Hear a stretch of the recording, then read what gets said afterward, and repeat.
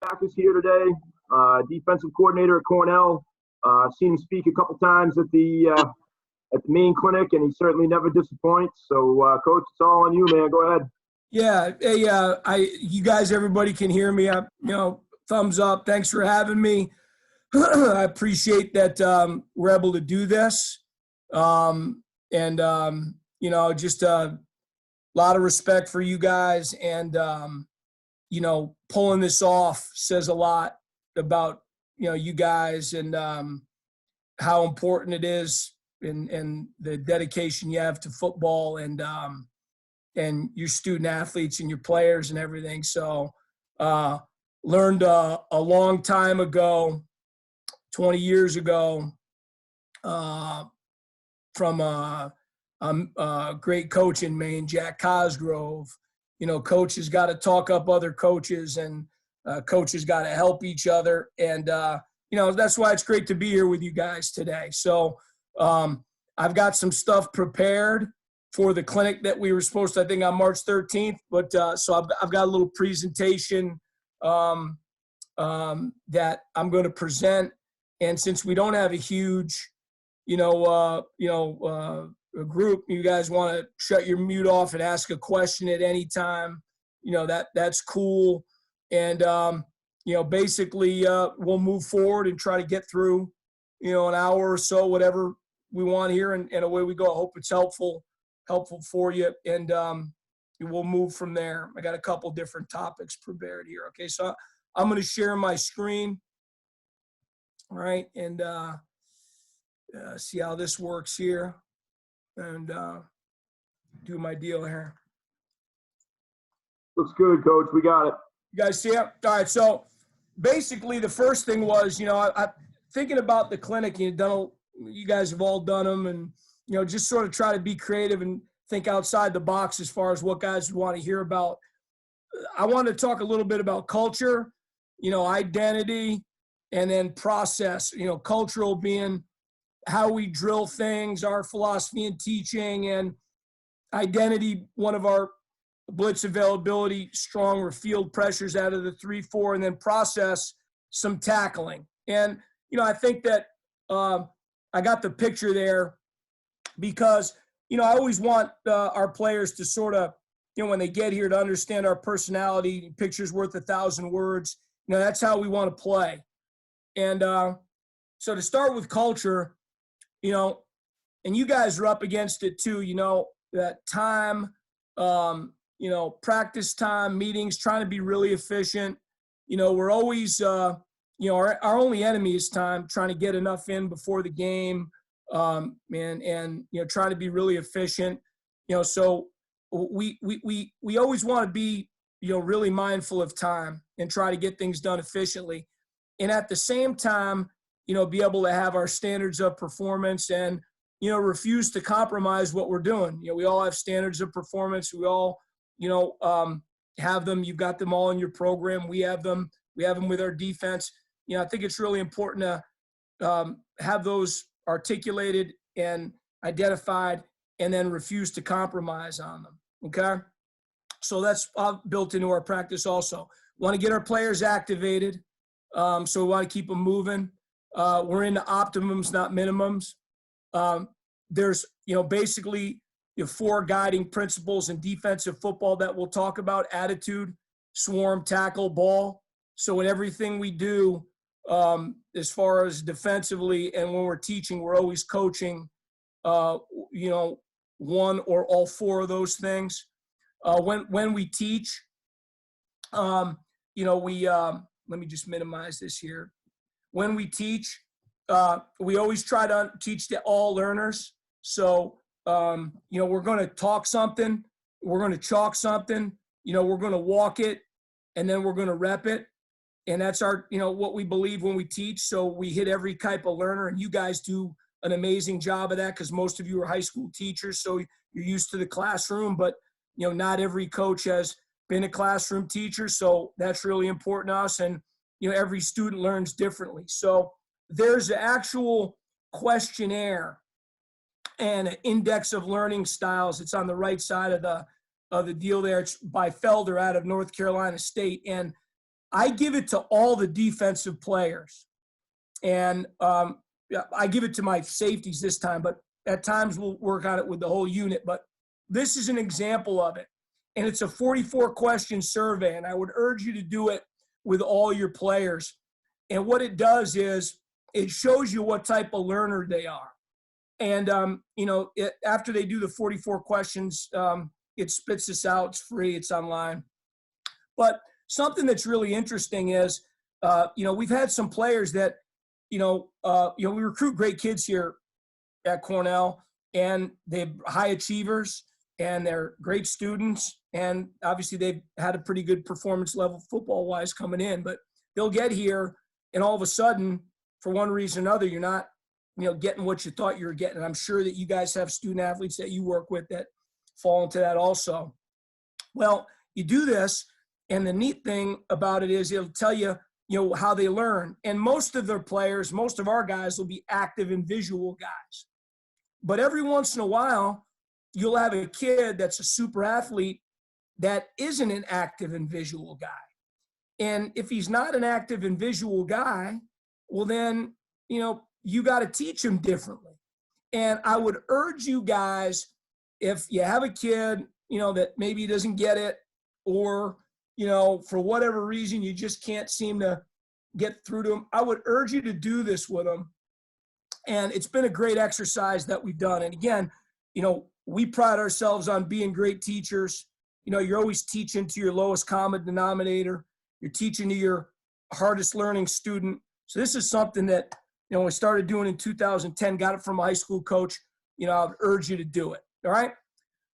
Practice plan. This is an example of our practice plan. And I think that we did two things really well this year. When we talk about getting them activated right after stretch, I want to get them activated, but it just can't be, can't be just getting one or two things out of it. I want to get as many things done as we can, in a 3 or 4 or 5 minute period where it says one down run swarm there. That would be our activation period. And then our last period of Indy would basically be some type of review, on cans, or some type of a teach to spiral on our install from the classroom. So I feel strongly about those 2 periods at the beginning of our practice and maximizing what we can get out of them. Okay. So, here's our attitude swarm tackle ball, but here's one thing that we'll do at the very beginning.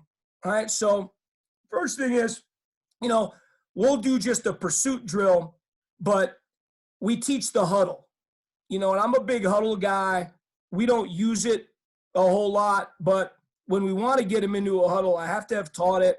I want them to know how to get in it. I want to, present it. So everybody has a different huddle, but we teach the huddle in this drill. And this is our one down run swarm. We're just coming out, we're taking the field, we're getting lined up. This could be any defense, whatever structure you're using. All right. And then, we're having guys do a down up and then pop up, and we're having them sprint to cones on the sideline. And I can get you the structure of the drill if you really wanted to do it the same way. That's really not, the most important thing. The biggest thing is we're teaching all our pursuit principles, but we're getting to see them activated, who's going to run, and then we're getting them back into the great football position on the sideline. And we talk about eyes up, shoulder squares, knee bent, and active feet, and we're getting them in that. And we're doing it right at the beginning of our practice. All right. So we're getting them going. At the same point in time, they're executing one of the calls that we might have, our base defense for the most part in this drill. And they're going to get lined up in it, and we'll give them a formation. It could be a formation that the team runs that week that you're playing, so you're getting some of that, and, you're getting your angles taught. And so we're just going to hit this right at the beginning of practice and, to get them activated, and we want to see who's going to sort of, it's just interesting to see who's going to run at the beginning, who you're going to have to chase around a little bit more, and just to get them going. All right, we call that one down run swarm. The second thing that we'll do as far as an activation drill is 3 down. Now, and John probably remembers this from Maine, when we drill, anytime I've ever done like a position drill, we always drill it, when we're repping, especially with the front guys. If it's short area reps, it's first down, second down, third down. What do we got to do on third down? We got to get off the field. Well, that's got to be ingrained in them. So we started doing this a couple of years ago. We'll get the first ones, twos, or threes up on a ball. We call this 3 down. So, it's at the very beginning. You're getting them off on a snap. Sometimes if you're running some other guys in blitzes and stuff, corners and linebackers, they never really line up on the line of scrimmage and get that other than 11 on 11. So you're getting a guy getting a get off on the ball. They take the field or they charge the field and they line up on, whatever formation that you're going to give them. And we've got rabbits on the sideline. Those are the kickers that we'll use, and they're always going to go to the defense's left. You're always going to go to the same side on this. So we have our drill here. We're making our calls. We tell them what formation, and then they come off the ball. They take their initial movement, technique +2. So whatever initial footwork you're giving your guys, and then the coach will give them a direction and the rabbit goes. So, same thing you guys have probably always done. You probably do drills like that with your unit. Here's what we emphasize though. They're going to track the hip of the rabbit. So they're going to get their eyes right. The eyes are the key. So they're going to track the rabbit. They're going to chase the rabbit down, and they're going to get a 2-hand palms down strike on the near hip of the rabbit. And then they're going to get together, and the mic man's going to get them in there, and they're going to break down. The minute they break down, they're going to run to the next set of cones, and they're going to execute the same call. Could be a different call if you wanted to, but and this is second down now. All right, so they're going to execute the second down. The same drills operated the same way. You're going to get your angles. There goes the rabbit. You can see some of these guys are being sloppy. So, I'm a bad coach if we're not getting those things done the way we want. They're back in there, want a nice tight here, get back. Now it's third down. All right, and then they're going to execute, whatever call. And we usually use the same call for all 3 downs. But the players are getting a feel of 1 play, 2 plays, 3 plays. And they're having to be precise and execute. You give them hard counts. The coaches are all watching their individual areas. Our defensive backs coaches in the back, the D-line coach is usually involved. You could if you could run it with, just 3 guys if you had to. The guy back here, he could wind up running from drill to drill if he had to. But this is third down. What do you got to do? Get off the field. They got to execute. And you can see it's a great conditioning drill. You can see some of the guys, 94, he's struggling, but it's 3 downs. And you're basically playing football. And we'll just look to do one of those with the guys at the beginning of practice. But they got to get a feel for what it's like to play on third down. No contact, no hitting, just running, conditioning, but you're getting a lot done. And again, we're trying to be creative. We'll also do it with the pass. All right, so they're coming off the sideline with a call. So you're on the sideline. We're playing side stack 4. The coach gives them the call. They run onto the field. So you got them a little bit sort of, disheveled. They're having to charge the field and get lined up. I'll yell a formation out to them. So I'll say it's strong gun Detroit. They'll make all their declarations, whatever you're coaching. We've got a butter stick. We got a butter stick in the end zone here. We got a butter stick, one of those pads there. We've got a coaches back here that are going to be the intended receivers, okay? And they're going to block them. Whoever's closest there, one guy's going to pick the ball. We're going to make sure that guy gets blocked and someone blocks the quarterback. All right, so we're just at the beginning, just some fundamentals. Ball snap, ball's up, high point the ball. They dropped it. Let's get the intended receiver blocked. Let's get the quarterback blocked. Let's get there. So just some stuff at the beginning of practice that activates them, but we're getting a lot coached. You know, they're coming off the sideline with a call. They're having to get lined up on a formation. They're having to make their declarations. They're having to execute their initial movement. And then we're getting our reaction that we want, you know, whatever we want, whatever you guys want. We want intended receiver blocked, quarterback blocked. We want to have basically like you would have on your punt return. We want to have a wall set in the alley, you know, all the blocks up high in front, never go behind. When in doubt, don't. Whatever you're coaching, you know, we want to see that, and we want to get it coached up and give them some reps at it. And, you know, so we try to show them game reps here. This is one snap from that we've had. You know, this is the drill.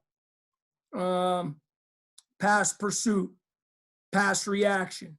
Get a pick, down the sideline, got our wall, we get them blocked up, all right, and we score, so it turned into a play.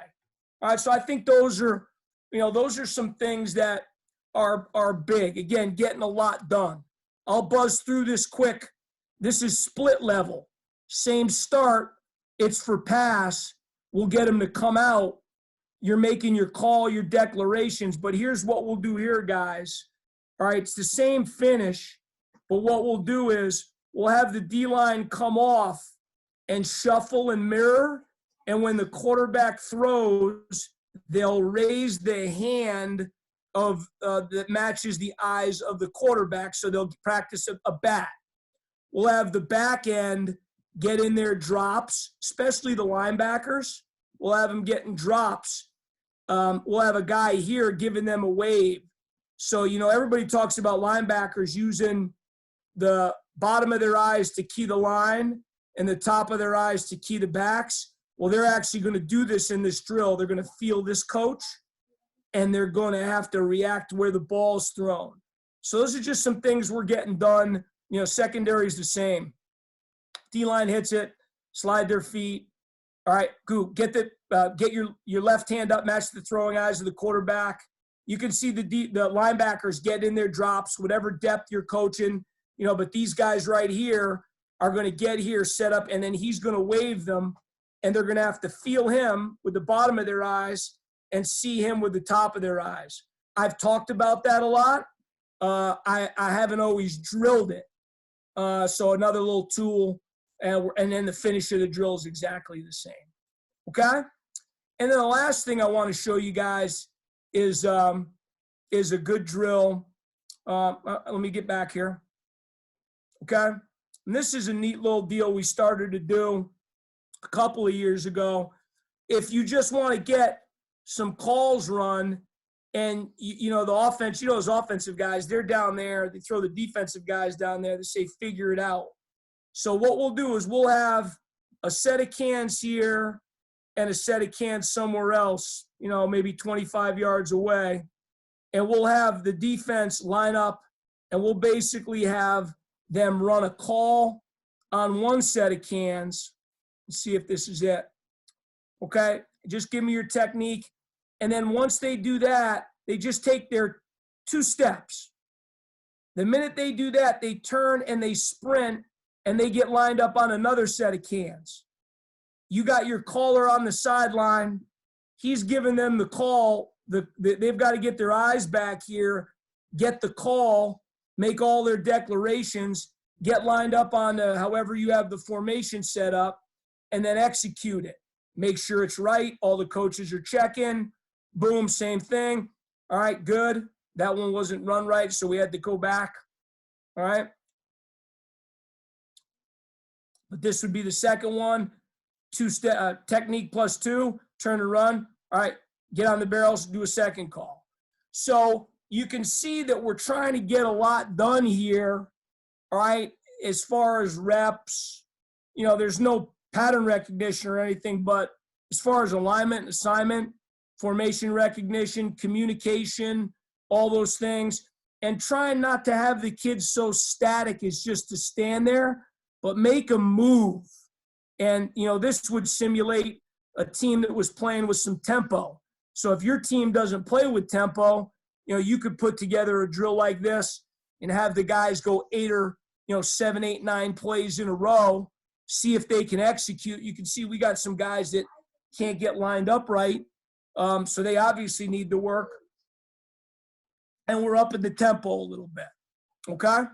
And again, we just coach technique +2, and then turn and find the signal caller and get the next call, okay?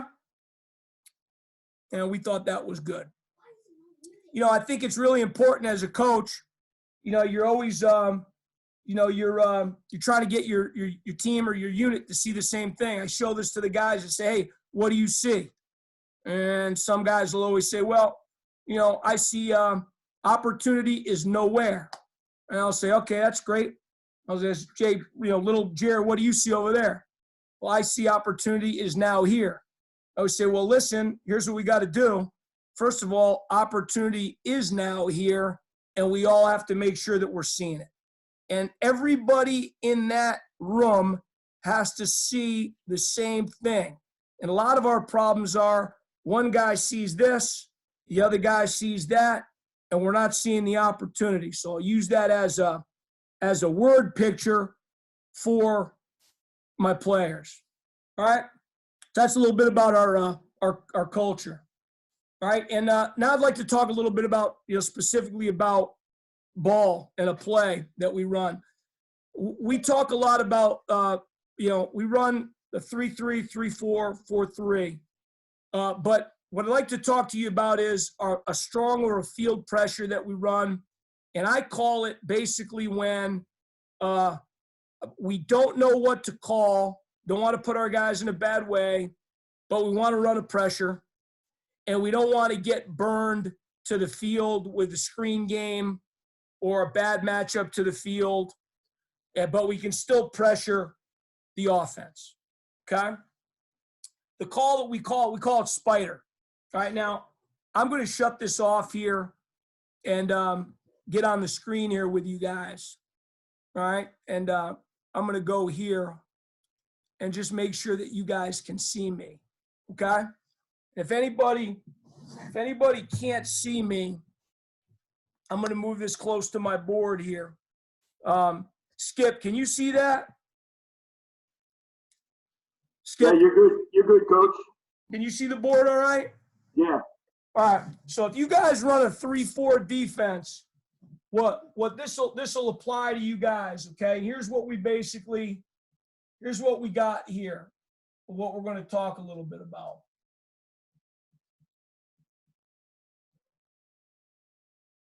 All right, your 3-4 structure. So,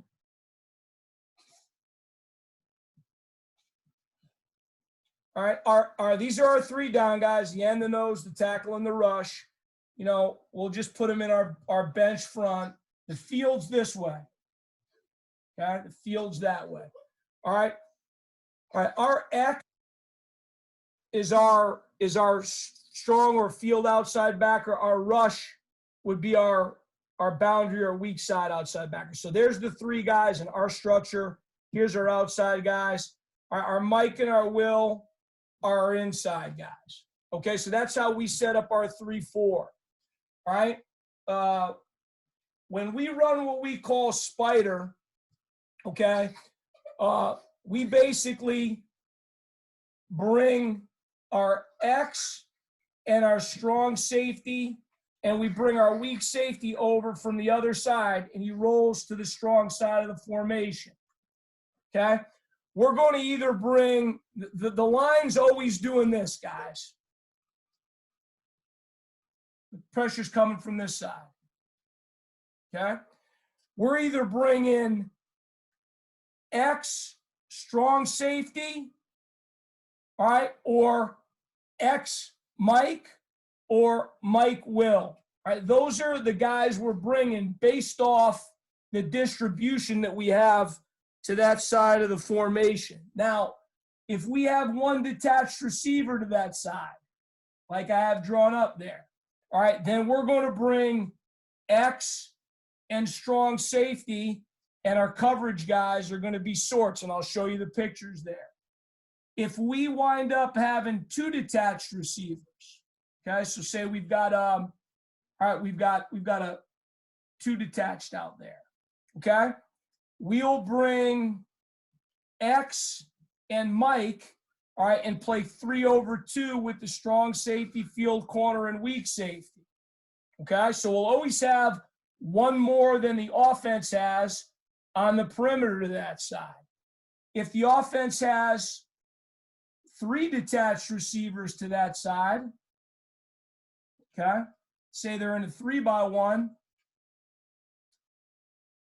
okay, then we're going to bring, line's always the same for the most part, unless we change the track.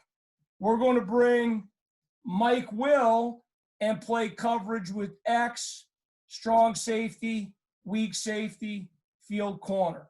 On the backside, we're always going to drop, all right, the rush in the boundary corner, all right? But you always have, you can blitz, and you always have one more than the offense has to the strong side of the formation, okay? So that's what I want to show you guys as we go here. And I just wanted to draw it so you could get a little idea of how we get to it and how we set up structurally, okay? Let me pull my presentation back up here. Are there any questions with that? All right? All right, can you guys see that? Looks good, Coach. We got you. All right, so here's the strong is we're lining up to the strength. Jam would be the front. We can also run it out of bench. Spider is the pressure. Blitz availability. The coverage we use is for fire. Now, here's what I think it's really important to have this. I think you have to have 2 sets of hand signals and 1 picture for every call that you have defensively. And I think you have to be ready to get them in with 1 word. Like, this is spider for us. So, we signal spider. We might signal like, make the Spider-Man signal like he's making with his hand there. That's the signal so we can get it in quick. Spend time doing that. Okay, have a couple of different signals for the defense and have, 1 or 2 of them be just one thing, okay? Now here's what we're talking about here, right? And what we're just talking about here. So this is strong left, meaning the strength is to this side of the formation. We're in 3-4. All right, there's your 3 down, guys. All right. Here's your linebackers. Ready? 1, 2, 3, 4. All right. And the strong side of the formation's left. So our weak safety's rolled over. He's going to play coverage on this side. All right. Now, there's 1 detached receiver over here. All right. So when there's 1 detached receiver over there, we're going to run spider. Spider means we're going to bring strong safety. It's going to decrash off the edge. All right, we're going to bring the X.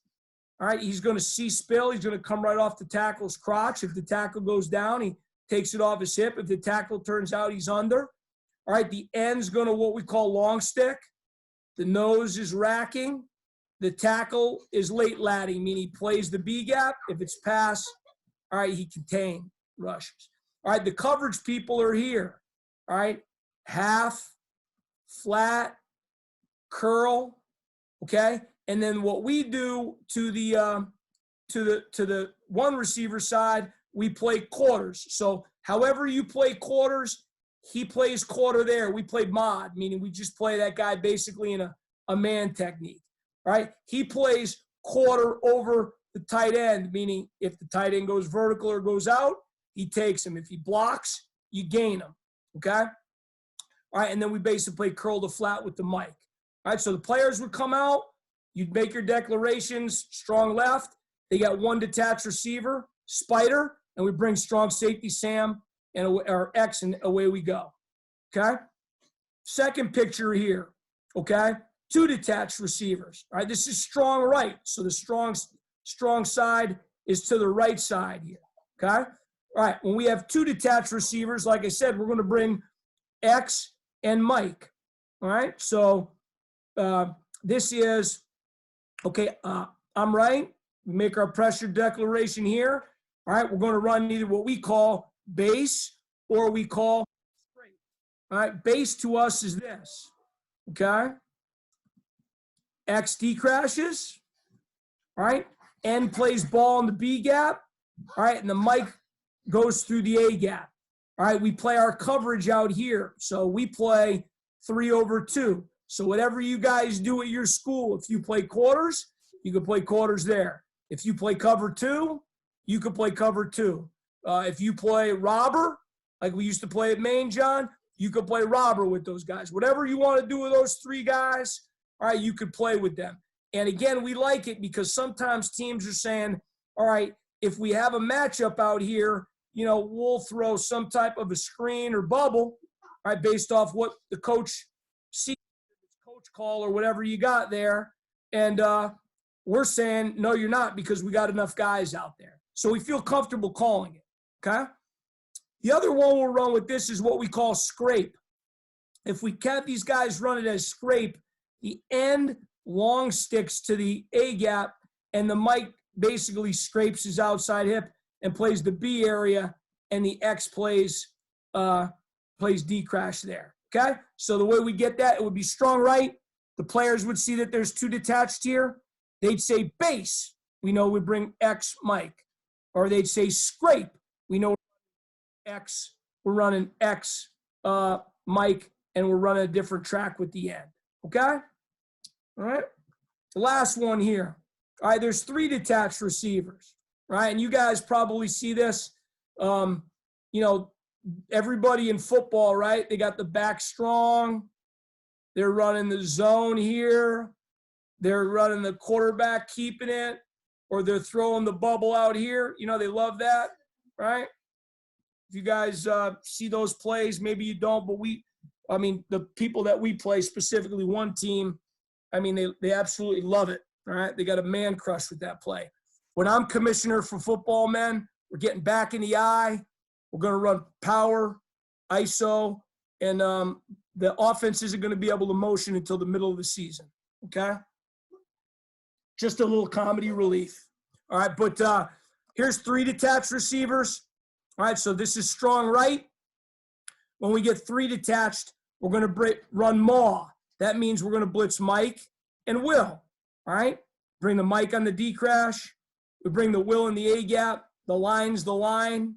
All right, and now we've got 4/3 out here. So if they want to bubble us, they want to, you know, try to give us a mismatch out here and put a really good player there. We've got 4 guys, all right, to defend the bubble, all right, and we're not mismatched, but we can still blitz them, all right? And on the backside, we basically play a half technique, all right, with a flat technique over there, okay? All right? I'd like to show some video. You guys have, if there's any questions, you know, I'll pop on here, and then if not, I'll go to the film on that. All right, I'm gonna go to the film on that. All right, let me see if you're all right. All right.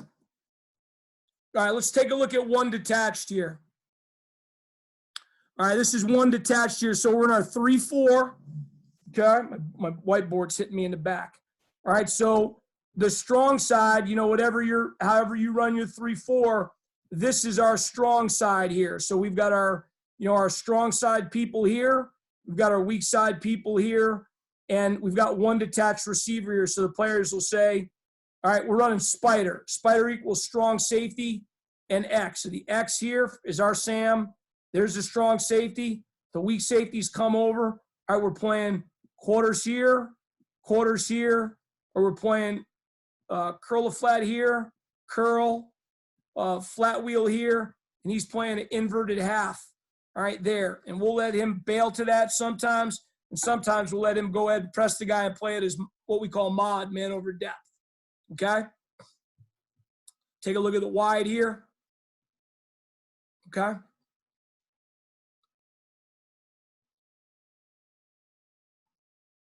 All right, here's the tight. All right, now I presented this as bench. All right, but you can run this with 2 different fronts here. You could run it with a bench front where he's in a 5 and he's in a shade and he's in a 3, which we run, or we run it as what we call jam, which marries up with our double eagle look. He'll either be in a 4-eye or a light 3. He'll run it from head up. He'll either be in a light 3 or a 4-eye. So we'll mix the front up, all right? And we, if we might run it 1 week at a bench, and then we'll run it the next week at a jam. And, we'll get a lot of people that the minute they see this front, they like to check speed option. And, we'll get them into a check, they'll check a offensive play into a good defensive look for us. So this is Spider. All right, so this X, our Sam, all right, is going to come, and he's going to basically be your C-spill player here.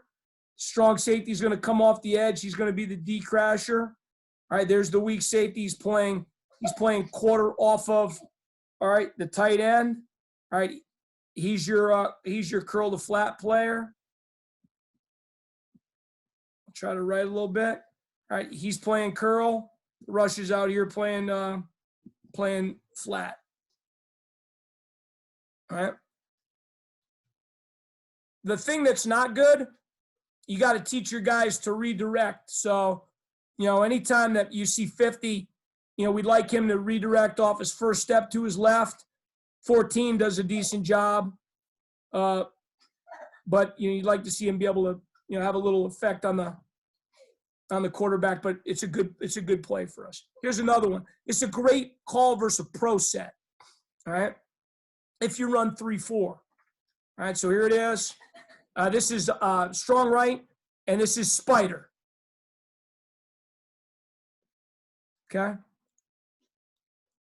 So if you have a good receiver out at the, they have a good receiver out at the X or the Z, then you still have zone principles around the guys. And we're running at a bench front here, so you can see we got a 5. He should be heavier. So we'd want him to be a little bit heavier. We got a shade, and we got a light 3. All right. And the other thing with our linebackers should be bumped here. This Mike should be in a what we call 50, and this Will should be in a 10, right? Because that's where we play him in our base. But this is the there it is.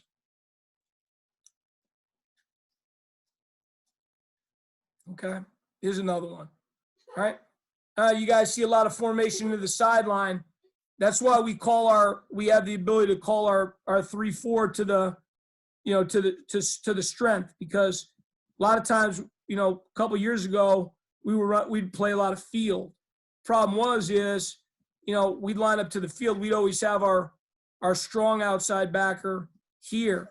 Well, then if they wanted to, they just put the formation strength over here. And, we'd lose the ability to run some plays. So we'll make a decision. Hey, this team, if they do a lot of FSL, we'll just play strong, and we'll make our strong people go into the boundary. And now we can run Spider, from the short side of the field. So we'll, in essence, play with no hash marks.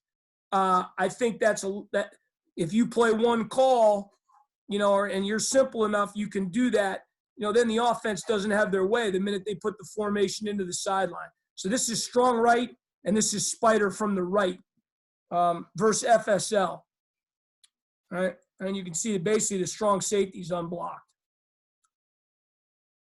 We're at bench front. Okay. Let's take a look at the tight here. This is at a jam too. All right, this is not good by the X.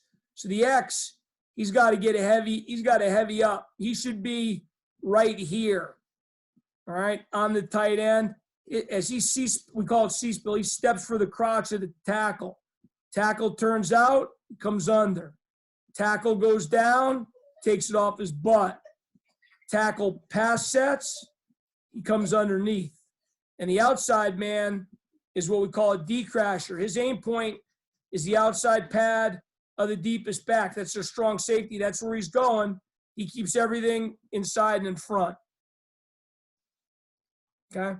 Nice job by 90 on his movement, coming underneath the guard and making a play. Okay. Here's 2 detached receivers. Okay. So remember, if it's 2 detached receivers, we get lined up the same way. Now it's either scrape, all right, or it's base. And so we're on a right. This is strong right, and the players see that there's 2 detached receivers. and they say scraper base, and we run scraper base. That means our X or Sam and then the Mike linebacker are coming. All right, and we're going to have 3 guys because you have 2 receivers out here now. All right, we're going to have 3 guys, 1, 2, 3 over these 2. So we've always got 1 more. So, if it's like, hey, we're going to put the best player in the state, and if you blitz me, I'll basically bubble him. And he's saying, like F you. And then you say, well, no, F you. All right. So, that's our principle. And you can still blitz. Okay. This one, you can see a lot of times the offense throws the quick answer. Okay. This actually looks like a damn ball drill to the rush, but he sees field pressure. He thinks he's got access to the single receiver side with the corner off, and we're running that rush right underneath it. And that's a nice little deal. All right, you can see him. The rush did a good job of dropping. All right, 12 yards deep to the inside hip of the number 1 receiver. He played off. He played what we call inverted half, and he ran right under the throw. All right, and we joke around as a D staff that look like your drills that you do, right? The rush backer. All right, let's take a look at the tight. Okay, so this is strong right, and the players, the players like to make calls too, so it's a little bit of ownership. If you have a defense that can't do any of that, this isn't good. You probably won't be a good defense at all, but you give them a little ownership, they're going to direct this thing, and this is going to wind up being, X, okay, Mike. And remember, we'll run it 2 ways. We'll run it as base. He'll stay here and he'll come here. If you've got a defensive end that can't make this trip, he's not very good. He's like little Jared Backus. Then maybe it's easier for him to just play ball in the B gap, all right, and you let the Mike play the A, and he runs the D crash. If the guy's a big old, if the guy's better on the move, then maybe you long stick him and make the Mike scrape him. Or we'll actually change it. Sometimes we'll go into the game, say, let's start as scrape, okay? And then in the next, and at halftime, we'll change it to base. Remember, he's the same, okay? 3-4. Okay. All right. Okay. This is scrape, I think, here. I'm strong left, scrape.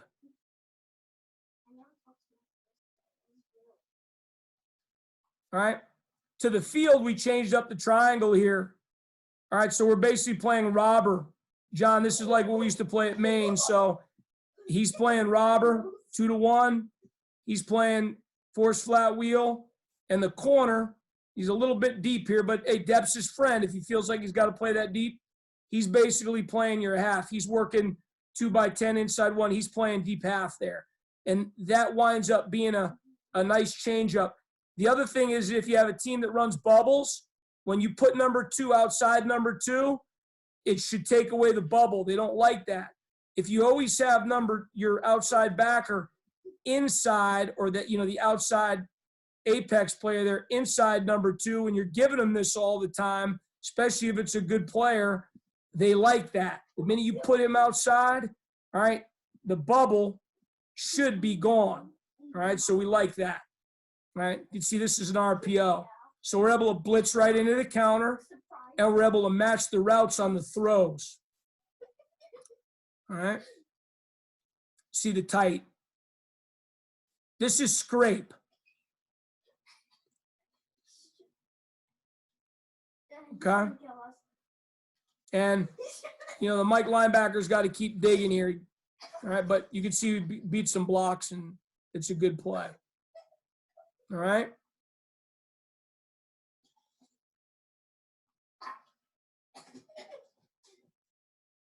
All right, 2 detached, strong right. Let's see, it's either scrape or base. Let's see what we got here. This is base. All right, this is base. All right, and this is nice because, this is a 5-out team. This is 3rd and 9, and we're able to run zone. and they're trying to get the back out, and it matches nicely on the routes. If we're in man-to-man on this, then they probably get this to the back, or you got a bunch of guys, you're getting a bunch of crossing routes and rubs, and you can see what it does to the protection. If we can do that, all right, we like that. All right, so this is strong right. It's 2 detached. All right, you got your coach call. He's looking around, trying to get him in a good call, black cadence, whatever you call it. This is base, okay? And you can see they cut the nose loose, all right? And, we're off the field, okay? Let me show you one verse.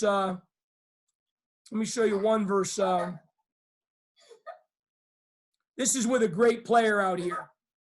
All right, so these guys have it. Their NFL guy in the slot. This is a guy named Justin Watson. He's better than every player on our defense. All right, so, what are we just going to not blitz? Hey, Jared, you can't blitz. Basically, be trap bait all day. No. But we got to have a good plan for him. All right, so we're going to be able to run scrape or base here, but we're going to have, if we go 1 for 1 out here, this guy, they're going to throw him the ball, and he's going to score touchdowns all day. So we want to have 3 over 2 in this scenario. All right, so we're always going to have 1 more than they've got on the perimeter. What do? They throw the bubble to him. All right, now they throw it into having our strong safety outside of number 2, because they're going to throw it to the guy. That's their guy. That's their game plan. Well, we're in good shape here. They throw it to him.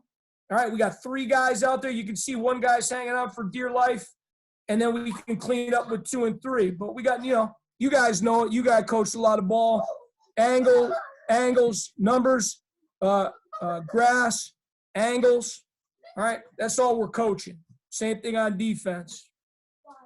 Numbers, angles, matchups. All right, got to be very aware of that. Okay? All right. Here's your 3 detached. All right, now we got 3 detached team here. All right, so, all right, we're going to run Maul, Mike, and Will. We're going to play 4 over 3.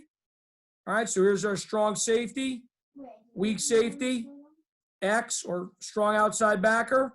We're going to bring Mike, and we're going to bring Will. All right, we're going to play 2 over 1 on the backside, flat, half. All right, you got 4 over 3. So you can blitz the run, defend the quarterback, and if they throw the bubble to the guy they think, hey, he's better than everybody, and we're going to block him up out here, all right, we're sound. We're not in a bad situation. All right. There it is. They throw the smoke. We got guys out there. All right, now we wind up with 5 because our edge blitzer winds up understanding that he's coming off the edge, but he sees the ball thrown, so he sticks his foot in the ground and he goes. But if the quarterback was to keep the ball, he could play the quarterback, and they throw a smoke, and we got guys out there. All right, and it just gets a little bit old, when, especially at our level, and you guys probably see it all the time. They got 1 player that's better than everybody, and it's very frustrating when they can just get the ball to the guy, and it's good coaching on their part, and then you're either outnumbered, right, or you don't have the matchup, and, making you play vanilla ball. Well, we feel like when we have this call in, you can still blitz something, you still be aggressive, and yet we're going to be sound, versus, normal formations. We're not going to get outnumbered. All right, so this is strong left. All right, 3 detached. We're going to bring Maw here. We have the front junked up a little bit here, but he'd be here to here. He'd be here. He's playing here. He's here. He's here.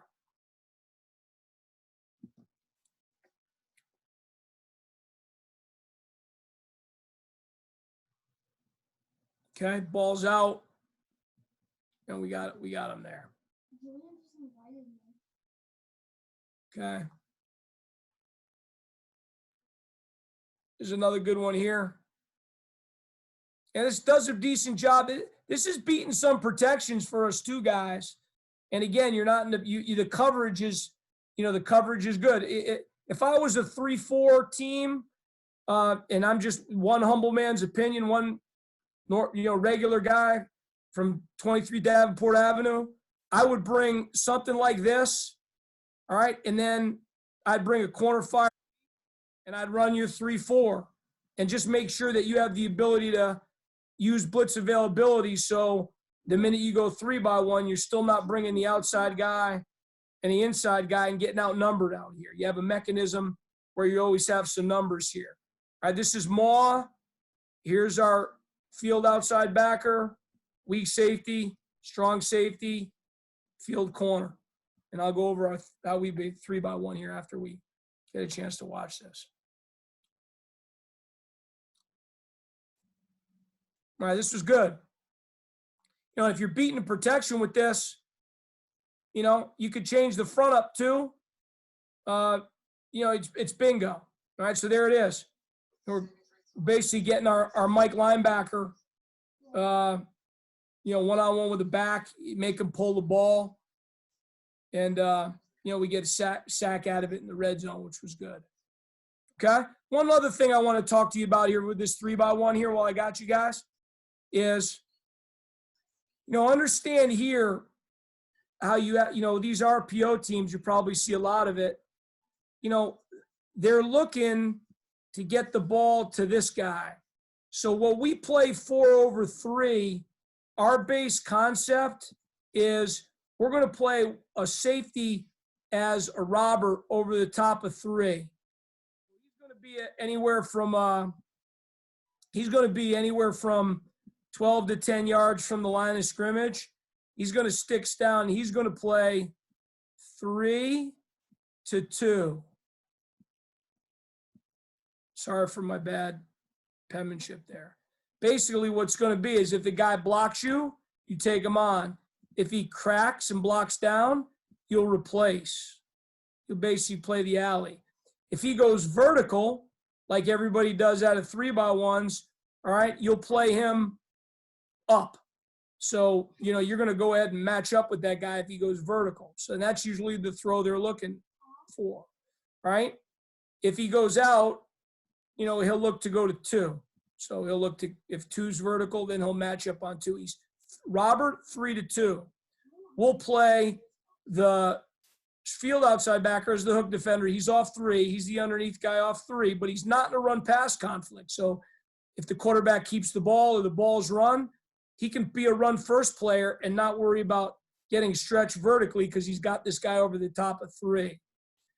The safety out here is playing 2-3 DVE. I mean, he's got to jam him. He's the force guy. But if you're going to get a vertical, he's got to make sure he reroutes the guy and gets him outside, and the corner will play midpoint 2-1. So he'll play basically the deep secondary support outside third technique here. And it's good versus, again, these deals where you're going to get block, bubble, or you're going to get run, vertical. And if the guy, they'll basically monkey in the middle of the hook defender. And if he's going to step up, they'll throw the ball there. And if he's going to go back, they'll give the ball. Well, having that safety over the top of 3, playing robber principle helps. And you can get a little look at that. All right. If we were playing cover 2 there, and the guy was backing out, he's playing a deep zone, and they would have him, they'd give, maybe a little poke the ball here, and they'd get this player caught in the run. The next thing you know, they're throwing the ball. I guess what I'm saying is don't give them access to number 3. However you do it, don't give them access to 3. All right. Okay.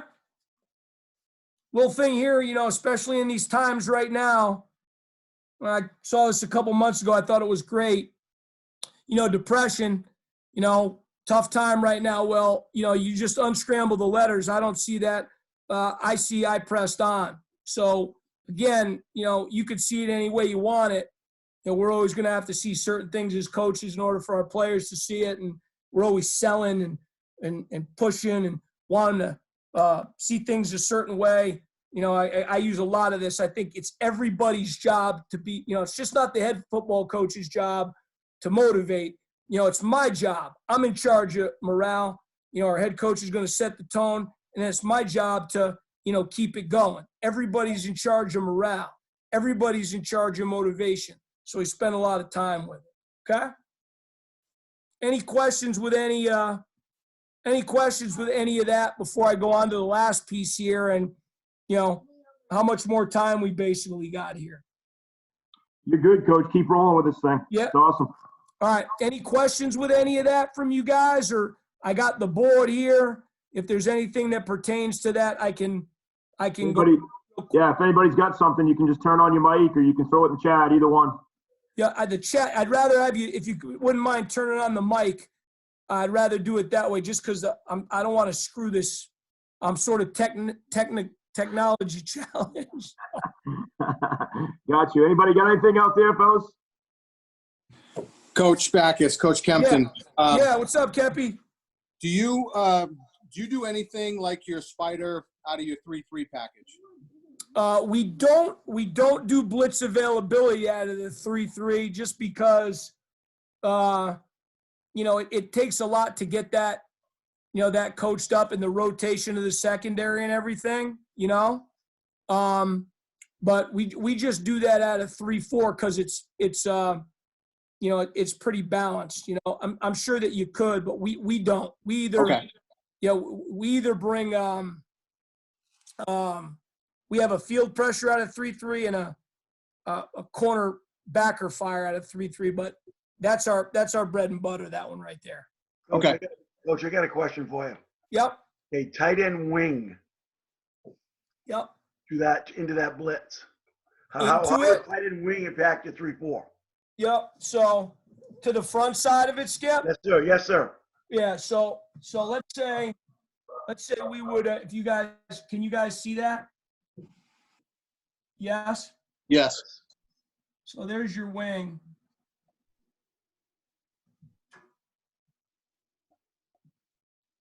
What we would do is, it's basically two backs for us in that set. If it was strong, what we would do is we would do two things here. It would be spider for us. So we'd be bringing the strong outside backer. Yep. And we'd be bringing the strong safety. All right. It'd be spider tracks for us. Yep. The line, would be here.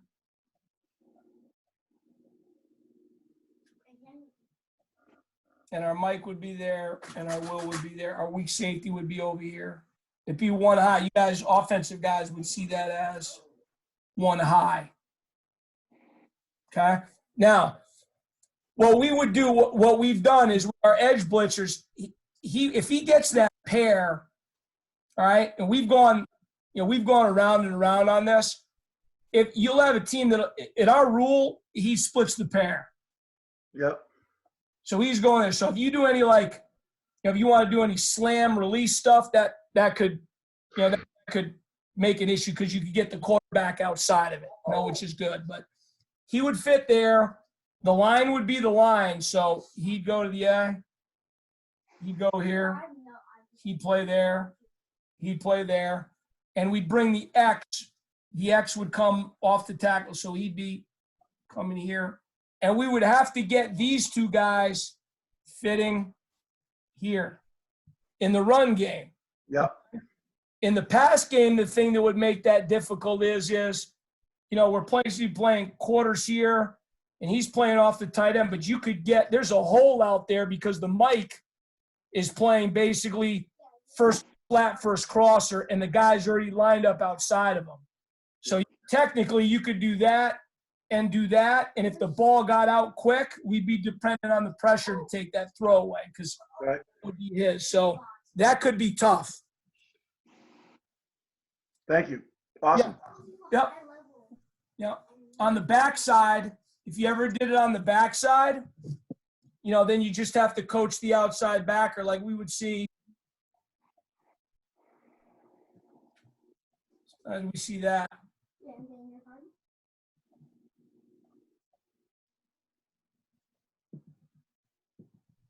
And now it's to the backside of the formation. Well, now, we'd be running scrape or base here. And now what it's important is you have your, and this is where your 3-4 stuff is important. You know, you basically have your outside backer, and I think this is a great technique. Anytime, you know, you have a wing and you have a force defender, and you can teach them when they're outside backers, you know, he's got to have a wing rule. And when he's it's backer force back here for us. So we basically have him in a head up on the pair, but he's got to go and he's got to attack the outside jaw of that. Yep. Now, you know, he can't be soft. If there's a wing there, all bets are off. And then he'll fit, and then we would ask our will linebacker to basically get there if you had the ball run over there. Yep. But if you don't play that right, that could be soft. If someone's not, you know, if that guy's not a real aggressive guy and you can block that up over there, again, like you're talking about in the run game, Yep. more advantageous to that side, you know? So Gotcha. that would be an issue for us. You have to play that well. All right. Thank you. Yep.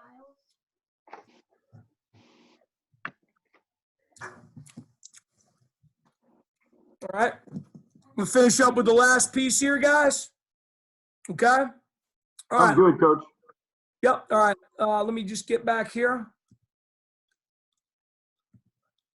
All right. So process, right? Culture, identity, and then process. Obviously, process-wise, you got to be able to tackle. I've talked to Skip about this. 2 years ago, we started to work with a company that came in and taught us tackling and gave us a curriculum. Their name is Atavis, and Rex Norris is their lead coach. We brought them in. They are elite, amazing teachers, amazing instructors. Really taught me, even, you know, I always believed in keeping the head out of the game, but, you know, really taught me how to keep the head out of the game. And I think that's really, you know, obviously we're all trying to make the game safer. So I tried to hook Skip and Rex up, but we a lot of that we learned in our tackling principles we've learned from Atavis. And, you know, I really believe that they have the best tackling curriculum in the country. They certify the whole state of Texas. So, you know, a lot of this is we got from them as far as fundamentals. Now, tackle. You basically, the three biggest things that we've gotten from them is closing space, meaning, you know, reacting to a key and taking all the air out of the distance out between yourself and the ball carrier, and making sure your eyes are in the right place as far as tracking whatever you track. You know, we track a near hip. And then the biggest thing or one of the biggest things is, you know, dominating contact. You know, I hadn't always done a great job of, you know, on tackling. You know, we talked about it, but how do you coach and teach the technique in a tackle, all right, where you're going to give a player, and not just because he's bigger, faster, and stronger than someone else, but, you know, you're going to be able to give them the tools, you know, with their body, to get their body in a position where they can dominate contact. And that's what we want to do on defense. We want to dominate contact. So, you know, how to time up a strike. And if you boxed, if you're in MMA, you know, if you do those things, you know, the timing of striking is the key. But we don't always work it enough in order to become familiar in that principle. You know, we might do our little tackling drill, but, you know, it's really huge that guys learn how to time up strikes. Same leg, same shoulder punches, which I'll show you guys. And then being aware of the ball. Is the ball on in the near arm or is in the far arm? So those are some things that I think, you know, we've learned. And I think that, you know, if you're not coaching it, you should become well-versed in that. You know, look at what you're doing. If you're not happy with it, look to get better in it, because it made a big difference in what we do. Now, you know, when you time the strike, you know, I'll show you some film here, and then a drill that we do called Bing Bang Bong, which I think I learned here from Coach Pete Noyes, who was the longtime defensive coordinator at Cornell, which I think is the best, drill in the world. But I just want to talk to you about some things here. And, you guys can chime in as you want here. But basically, this drill right here, we're about 8 or 9 yards away. We're basically learning to time up a strike here. And we've closed space. We got in this area. We're in this position with a ball carrier. And the biggest thing is when you get this close to a ball, when you've closed space and you're in, this area with a ball carrier, you've got to learn to, chop your feet, which you probably all coach, but you want to chop your feet and get on your toes. And I never coached that.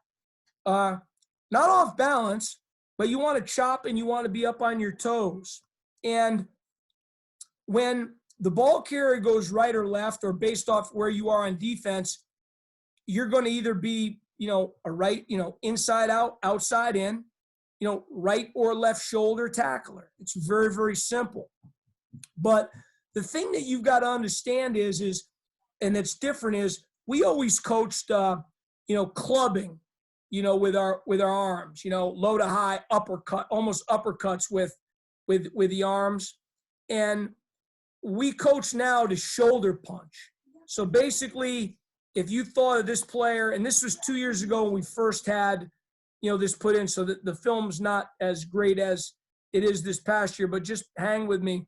As this guy comes in, he wants to have his hands high, almost like he's a boxer. As he steps into this thing using his right shoulder, because that's where the ball carrier is going to be, he's going to double punch, all right, shoulder punch, all right, through the ball carrier. And he wants to make contact with his right shoulder and his right leg at the same time. And he wants to have his hip directly over his knee and be on his toe. Now, I never coached that before these guys taught me that. That's how you win contact, all right? And I'll just this is when we first were installing this. And I'll try to give you a good look. The guy on the left is totally wrong, all right? He's not going to have a chance to win contact. He's not making contact with his left leg and left shoulder. He's crossed over, all right? And he's going to get trucked, all right? Him, left leg, left shoulder. This is a bad angle, but up on the left toe is your hip directly over your knee on contact, and that would be like this, guys. So like if that was the guy, and let me see. I'll try to do a stick figure here. That would be his knee. And let me see here. His hip would want to be directly over his knee. So that was the top of the hip. And then that was his knee. They were there, and not like this, which a lot of times the hips are in front of the knee, right? Or the hip is in back of the knee and you're getting run over. And I know that's not a great visual, but it's absolutely huge, all right? Let's see if we can get a good one here. So this is a drill where you're just teaching to time up a strike. And this isn't bad right here on the left-hand side. Watch this guy right here. So they're just closing, chopping their feet. The ball carrier is going to make a cut, right? He makes contact. He's double shoulder punching. So it's not clubs, they're punching, all right? Like you would MMA punch. There's power in that. He's on his toe. All right, I'm sorry. Let's see here. All right. And his hip should be directly over his knee. And he's on his toe. All right. And that's a good angle. So those are some things, that you really want to look for. Let me just take a call. I want to show you a couple of these. And these would just be frontal tackles. And, just show you some of these principles and how it pertains. Because we really got to work at keeping the head out of the game. All right, so watch the safety right here. 41. Okay? All right. He's coming down in the box. He's going to be a right shoulder tackler. So he's going to make contact, all right, with his right leg and his right shoulder. And you can see how he's using his same leg and his same shoulder. He does a great job getting low. And you can see his upper body, how he punches, and watch the ball carrier go right down. All right. There's no head involved in that. All right, that's a great tackle, and watch the back. All right, watch this one. I think this is going to be our Mike linebacker. All right. No, excuse me. It's going to be our safety. It's going to be this safety right here. Watch him on the sideline. And again, these are just base principles I want you to see because it's very important. All right, watch him right there. All right, he's rolling over the toe. All right, he's got his hip right over his knee on contact. And this is a nice shot. I'll fast forward to show you we want to dominate contact. And, a lot of times we get so caught up in our plays, we're not looking at this close enough. And, oh, yeah, he just can't do it or whatever. We'd like to see him be right leg, right shoulder, but you can see it's the same leg, same shoulder principle there. All right, and he gets a good strike on the guy.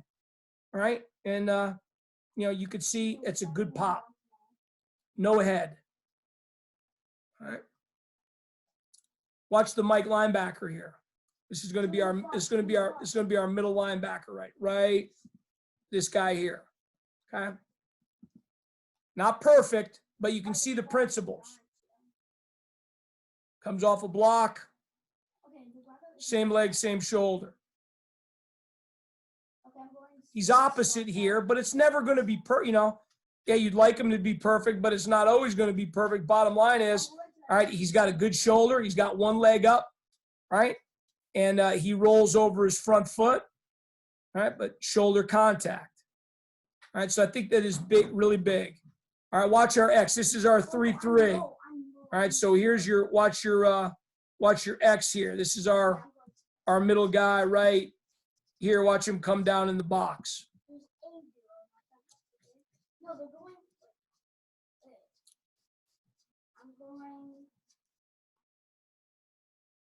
I got this. All right, number 9. We're watching number 9 here. Okay. Comes down. Okay. Don't like that he lost leverage, meaning if it was a perfect world, we want this to be left leg, left shoulder because, once you have your leverage, keep your leverage. But he winds up doing a good job with his, a decent job with his upper body, but you can see him, he's using his shoulder.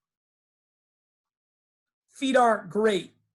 We'd like to see on here him be a little bit better with this. Have this right foot up, left foot here, using this shoulder.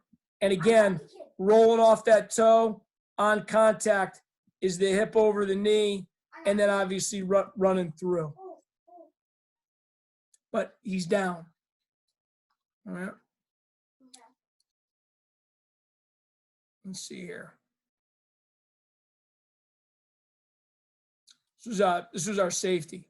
Well, I'm gonna get in this thing. So this is here, right here. This is your strong safety right here. All right. He's outside in player. All right. Now this is from this year. This guy was in the system, tackling system for 2 years. All right. So he comes down. All right. You can see does a good job with this. This is better.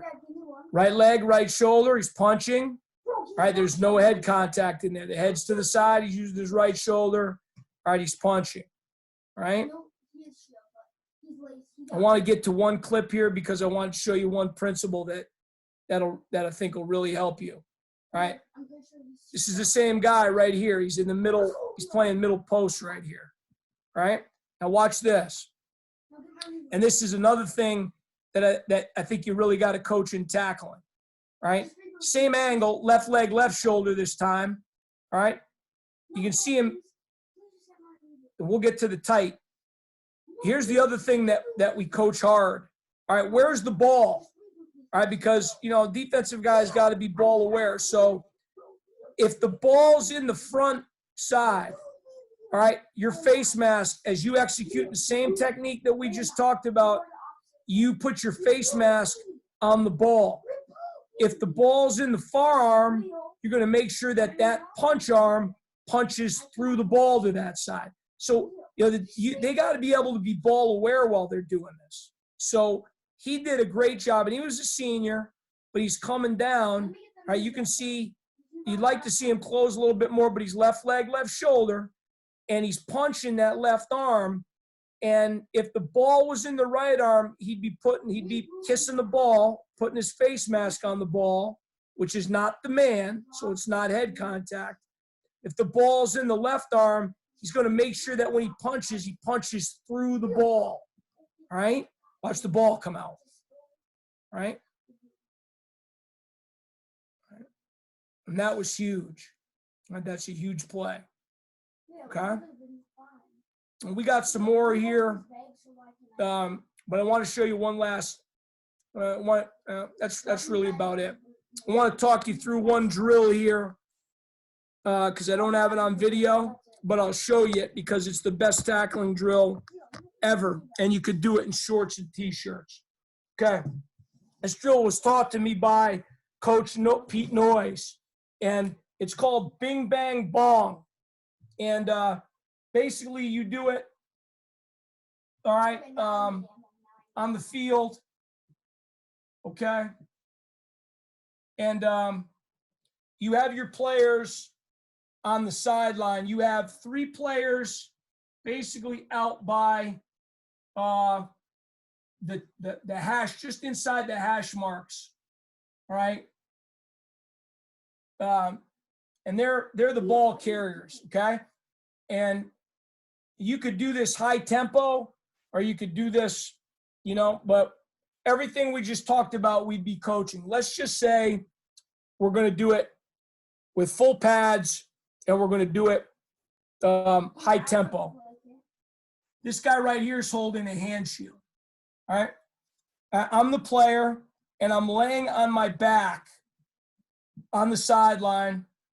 I'm laying on my back, and the coach is right here, all right? And the coach is going to tell which one of these guys is going to go first, all right? And you start the drill, you just say hit, and this guy pops up, and he scans, and he's got to see who's going to go first. So let's say coach said this guy's going to go first, all right? He comes down the yard line. He's got to scan, figure out who's coming. All right, he's got to go.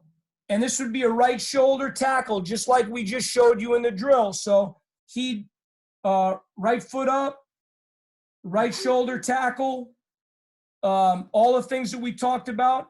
And he'd make contact, and he'd start to drive that ball carrier backwards. And we talk about driving for 5 hard steps. Okay, so he would run that guy backwards, 1, 2, 3, 4, 5. All right. After that's completed, the coach blows the whistle. He comes off this, and this guy starts to come down the sideline. And they're not sprinting; they're working at a tempo, because it's this guy's drill. He's got to peel out. He's got to get himself back and around and get frontal on this guy, and he's got to go left leg, left shoulder on this tackle. We'll say we're in full pad, so he's going to actually tackle the man, all right?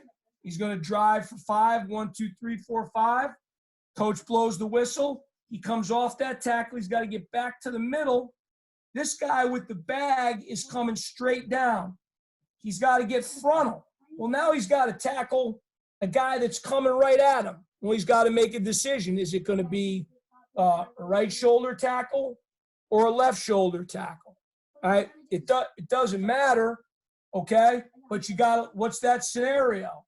Well, we would always want to, in that, if we had that tackle, we'd always say you want to use the shoulder, okay, to the ball side, because we'd like to obviously put our hat to the side of the ball. So let's say the ball was in the ball carrier's right side.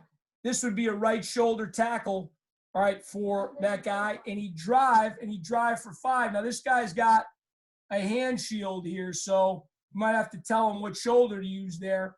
But they drive, and you take that guy to the ground, and he's got a hand shield, he absorbs, and you take him and you put that guy on the ground. But it's safe. He's holding the hand shield. It might be only one of the other times that you get to actually take a guy to the ground. But what a drill. It's a conditioning drill. You could make these tags. So if you were in shorts and T-shirts, it could be tag off, tag off, tag off.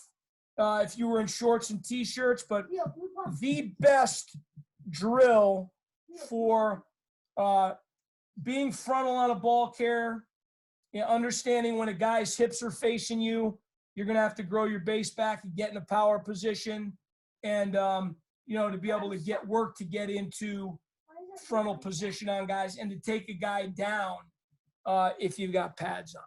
So that's basically what I got for you guys, man. I hope that if there's any questions, I'd love to stay on and answer them if you got it. And I appreciate you guys having me today. Coach, I got one for you. When you do that type of drill, the one you just showed, do you have the defensive linemen do that, or are they doing something else? You could do it with anybody. Maybe if it was the defensive line, you could close the quarters. We do it with it was a linebacker drill way back, so we do it with the linebackers and the DBs, absolutely. But maybe if I did it with the D-line, you would just tag off, because you can, and when we tag off, let me, the old deal, when you came through and you tagged off on the guy's hips with your hands up, we tag palms down.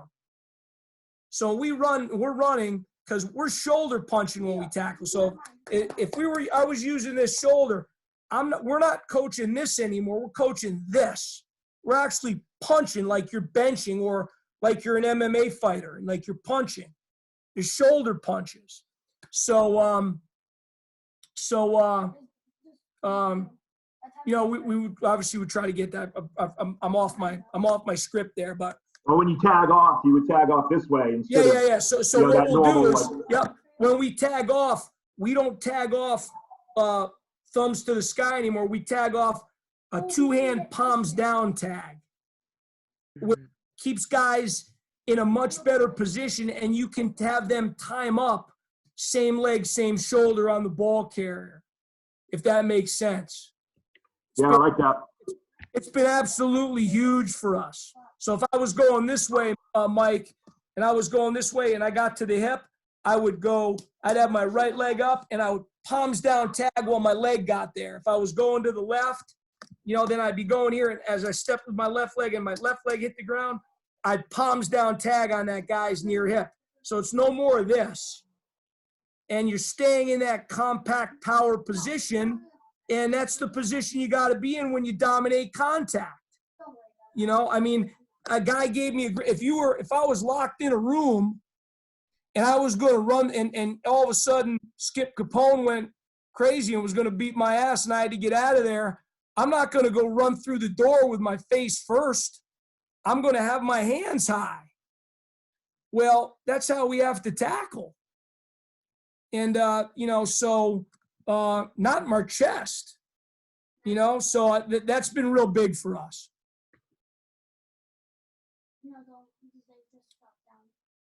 Coach, I had a question. Your last clip that you showed, you had your coverage rotated over to the trip side of the field. Yep.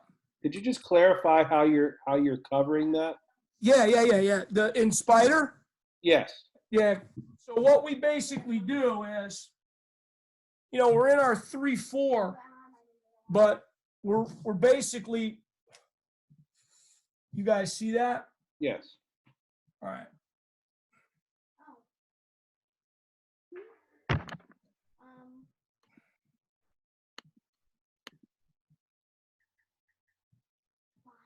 Here's your 3-4, right? Farm now. Farm middle.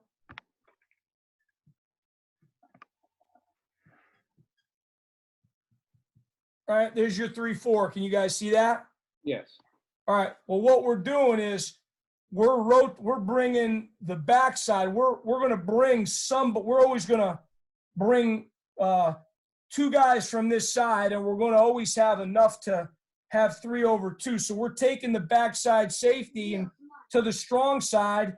This guy's, these guys are down, and our weak safety's over playing on the strong side, and we're playing coverage with whoever we have left. In this essence, it would be, these guys would be going, and we would have those 3 guys playing coverage.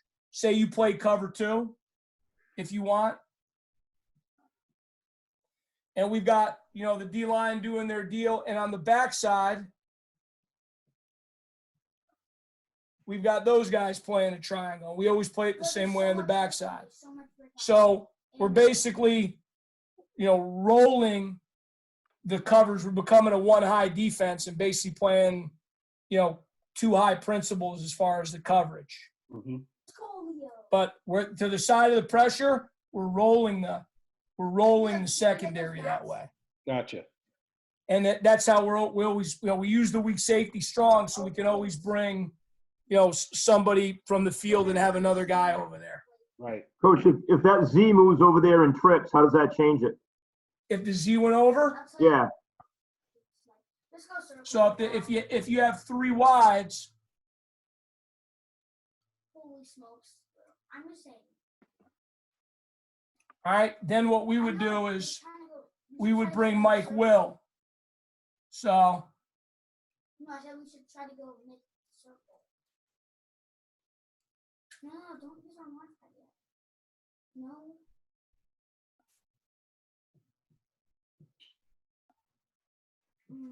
Yeah. But I don't really want to risk it. Kids right there. Me? The black person with the suit. the line's the line. We bring Mike Will now, Kids right here. and we would play strong outside backer. That's our Sam or our X. Just right here. He'd play hook. Sorry, the picture's tight. The weak safety would play robber. 3-2. Oh, yeah, just build our base. The strong safety Okay, I'll get one side. would play over number 2. Build up. He'd play Never mind, 2 to don't 3 use it. DVE, which means deny vertical entering. And we'd play with that field corner. He'd basically play midpoints. He'd play 2 to 1, which is like an outside third technique, like 3 deep. So those guys would be your 4/3, and we would bring Mike Will. Always bring, we're always bringing the pressure from there, and we always have one more than they have on the perimeter, so we don't get outnumbered. So Thanks, Coach. that's zone coverage, right, Coach? That's so. Let me draw this one more time so it's clean for you guys. They're done. They're dead. They didn't take damage at all. I'm on my damn couch here. Oh my. Oh, let's take a launch. Take the launch. Take the launch. Come to me. Put down the launch. Put down the launch. The line's the line. Wait, build a thing. Build a base. Okay. Whoever, so we'd be bringing these guys right now. This is my box. So there's the blitz. Okay. Now our Okay. split safety look, we're playing, Relax. Do you have a- two eye coverage. We play 3/2 out here. So our field corner, our strong safety, he'd be rolled down, Where were they shooting from? and our weak safety's over to the right. They're playing whatever 3/2 concept that you want. You could play cover 2 here. I can't. Oh, Okay. You can just play curl. no. Okay. You could play robber. whatever's in your, whatever we have all of them in, so you could play robber there. 57?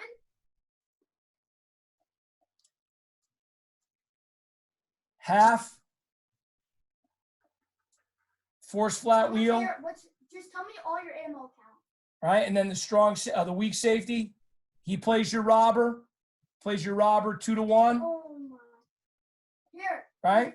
Or you could just play quarters if you want. If you guys play quarters, however you guys play quarters, field corner, quarter, however you play it. Weak safety, quarters, however you play it. Strong safety, curl the flat, however you play it. So whatever you guys have in your defense that fits, you could do that.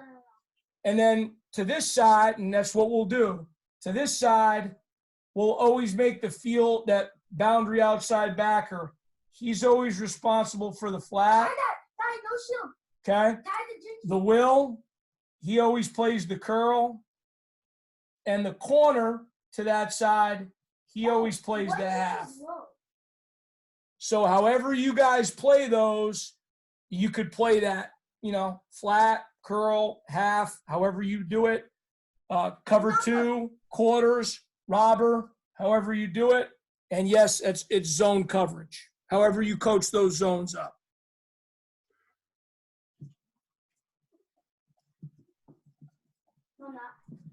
No, he has no shield. He has nothing. Awesome, Coach. Hey, if anybody else has some questions for Coach, go ahead and turn your camera and mic on and get them in there, and then we'll wrap this thing up.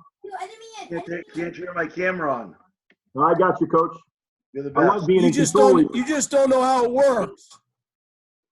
No, I got to control Skip. He gets a little squirrely. Oh. Yeah, squirrel this, will ya? I'm still recording, man. Come on. I love you guys. And yeah, that was great.